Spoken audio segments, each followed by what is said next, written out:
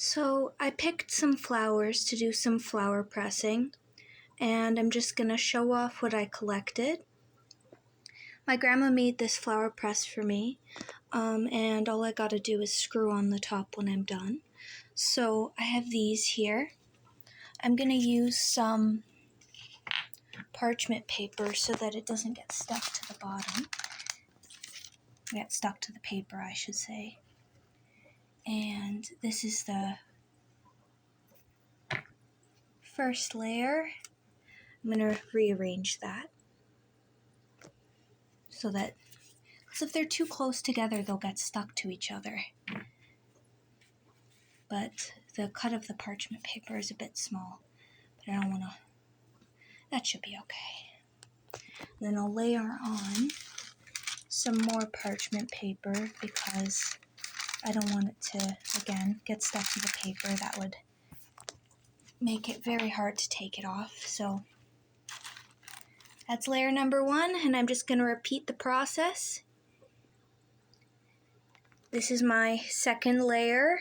I've got a marigold, a hydrangea, and this clipping from my mother's garden. I'm not sure what it is, but I picked it. I think it's cute.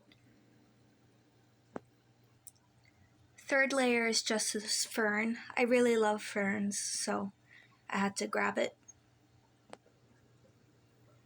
Fourth layer, this pretty flower, this leaf clipping, and this flower.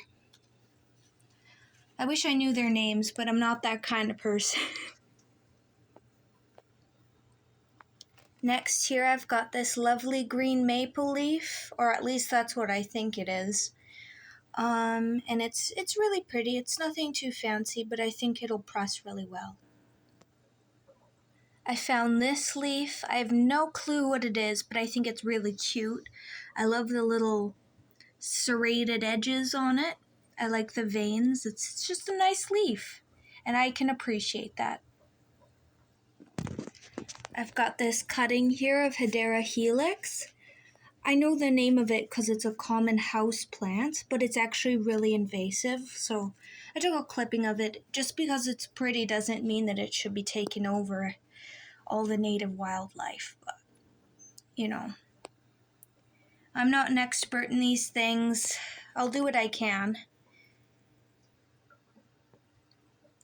Now all I've got to do is screw down the sides and make sure everything is even so that it doesn't dry weird, or, you know, because if I make one side tighter and another side, it just wouldn't yield very good results.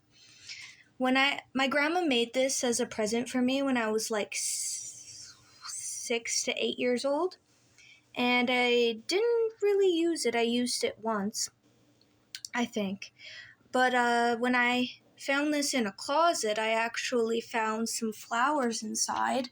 So I used some clippings from a book I got from a thrift store, and I put them in this frame with the flowers that I pressed when I was a child. So it's kind of a cute little keepsake, I think, and I put it with my pretty rocks and I forget what this is.